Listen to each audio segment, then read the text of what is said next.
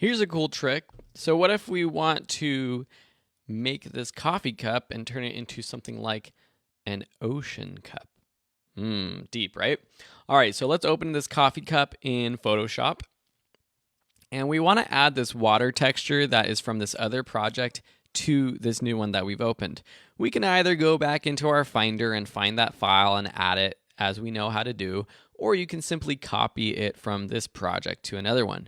So just select that layer, copy it, and then go over to your new project and paste it, Command-C, Command-V. So you can see now if we scroll through our blend modes, like so, just holding the shift button and then pressing the plus or minus keys, we can see how we can turn this coffee mug into sort of an interesting water mug, but still have some of that texture of the coffee behind, right? But we just want the center part, obviously, to be the selection for this coffee mug. So there's multiple ways to do that, to create a circle cutout. One of the easiest is to go to our elliptical marquee tool. We haven't really looked at the marquee tool, but it's basically a way of making a selection for a layer that you can then copy into a new layer or delete or all kinds of stuff. Kind of similar to our selection tools down here, like our quick selection tool, but it's for a specific shape.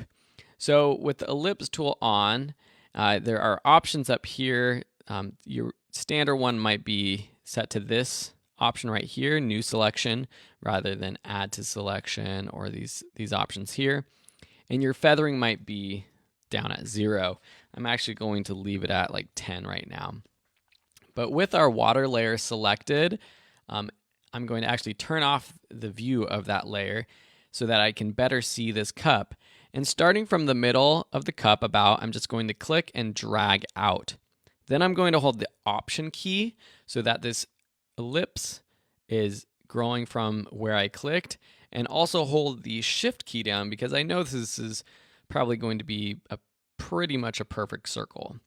And so I'm going to get it to be about the exact size of the circle inside the mug, and then using my Shift and arrow keys, I'm just going to move it right over the center of this coffee mug.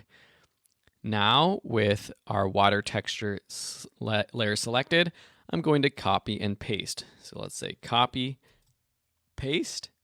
Now, if we turn off our water texture, you can see that the edges do blend a little bit because we have feathering.